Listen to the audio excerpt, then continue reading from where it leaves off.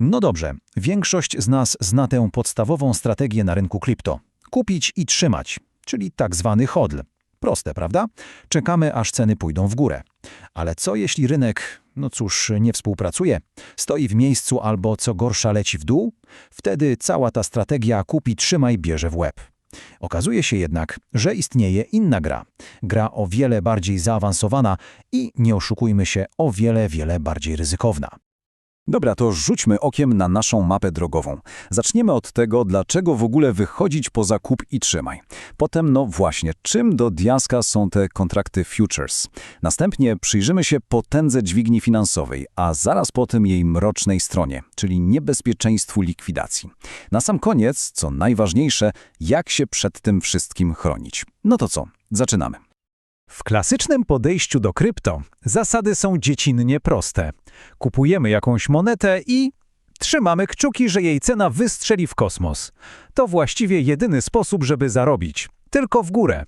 To trochę jak postawienie wszystkiego na jednego konia, który potrafi biec tylko w jednym kierunku. A co jak się zatrzyma? I tu dochodzimy do sedna sprawy.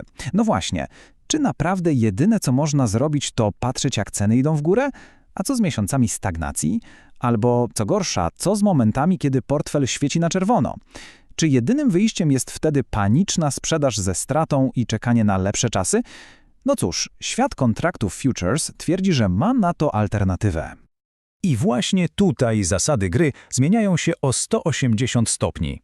Bo w handlu kontraktami futures tak naprawdę nie chodzi o posiadanie samej monety. Nie. Chodzi o coś zupełnie innego. Chodzi o obstawianie, w którą stronę pójdzie jej cena. Mówiąc tak po ludzku, kontrakt futures to po prostu zakład. Zakład o to, jaka będzie cena czegoś w przyszłości.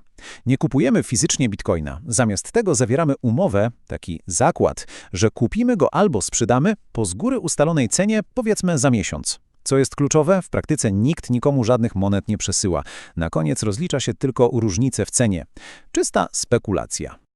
Żeby to dobrze zobrazować, wyobraźmy sobie prostą sytuację z butami. Handel spot to klasyka. Idziemy na targ, znajdujemy buty za 200, płacimy i wychodzimy z nimi pod pachą. Są nasze, koniec, kropka.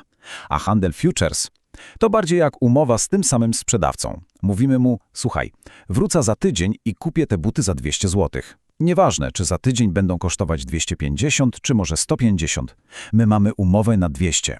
Właśnie na tym to polega. Handlujemy obietnicą, a nie samym towarem. No dobrze, a teraz przejdźmy do tego, co sprawia, że futures są tak ekscytujące i jednocześnie tak piekielnie niebezpieczne. Mówimy o dźwigni finansowej. To jest narzędzie, które działa jak turbodoładowanie. Potrafi zwielokrotnić zyski, ale, no właśnie, z taką samą siłą potęguje też straty. Prawdziwy miecz obosieczny. Czym jest ta cała dźwignia? W gruncie rzeczy to pożyczka od giełdy. Daje nam możliwość kontrolowania pozycji o wartości, która wielokrotnie przewyższa nasz własny kapitał. To trochę tak, jakbyśmy dostali kluczyki do ogromnej ciężarówki, mając w kieszeni tylko prawo jazdy na skuter. Każdy, nawet najmniejszy ruch kierownicą ma gigantyczne konsekwencje.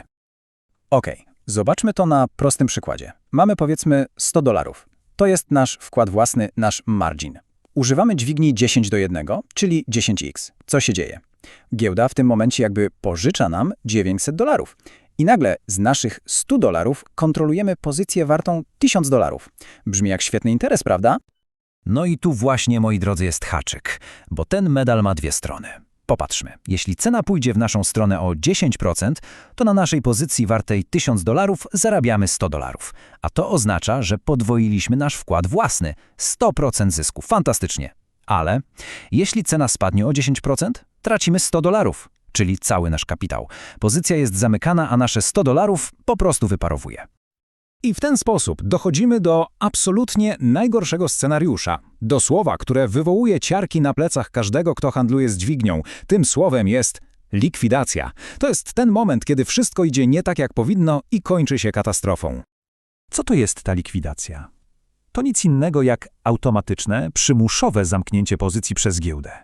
Kiedy straty zaczynają zjadać nasz wkład własny, ten nasz margin, giełda nie będzie czekać. Bez pytania, bez ostrzeżenia, po prostu zamyka transakcję. Dlaczego? Żeby chronić swoje pożyczone pieniądze. A dla nas? Dla nas oznacza to jedno – strata całego zainwestowanego kapitału. do zera. I mogłoby się wydawać, że to ekstremalne przypadki. Nic bardziej mylnego. Badanie użytkowników jednej z największych giełd, Binance, pokazało coś szokującego. Prawie 80% z nich grało z dźwignią powyżej 20x, a prawie co piąta osoba używała dźwigni ponad 100x. To jest szaleństwo. To oznacza, że wystarczy ruch ceny o niecały 1% w złą stronę, żeby stracić wszystko. A co na to nauka? Badacze z Uniwersytetu Nowojorskiego zrobili symulację. I wyniki? No cóż, mrożą krew w żyłach. Wzięli losowe transakcje z ekstremalną dźwignią 125x. Ile z nich zakończyło się likwidacją? 98,32%. To jest w zasadzie statystyczna pewność przegranej. A wiecie, co jest w tym wszystkim najgorsze? Jak szybko to się działo. Średni czas życia takiej pozycji, zanim została zlikwidowana, wynosił zaledwie 22 minuty. Tyle wystarczy, żeby cały kapitał wyparował. To pokazuje, jak niewiarygodnie szybka i bezlitosna jest ta gra, jeśli nie ma się planu. Dobra, wystarczy tego straszenia. Skoro wiemy już, jak wielkie jest zagrożenie, to czas na najważniejsze pytanie. Jak się przed tym bronić? Jak wejść do tej gry i nie stracić wszystkiego w pół godziny? Na szczęście istnieją sprawdzone metody, które pomagają zarządzać tym potwornym ryzykiem. Zobaczmy więc ten zestaw przetrwania. Po pierwsze, absolutna podstawa – plan. Nigdy, przenigdy nie wchodzimy w pozycję na ślepo. Po drugie, zlecenie stop loss. To taki automatyczny hamulec bezpieczeństwa. Ustawiamy go i jeśli cena pójdzie za bardzo w złą stronę, pozycja zamknie się sama, ograniczając straty. Dalej, trzeba ciągle pilnować swojego depozytu, tego wskaźnika margin, żeby nie zbliżyć się do niebezpiecznej granicy. Niezwykle ważne, ryzykujemy mały procent kapitału na jedną transakcję. Mówi się o 1–2%, nie więcej. I na koniec coś, co powinno być na początku. Konto demo. Zanim zaryzykujemy choćby złotówkę, ćwiczmy na wirtualnych pieniądzach.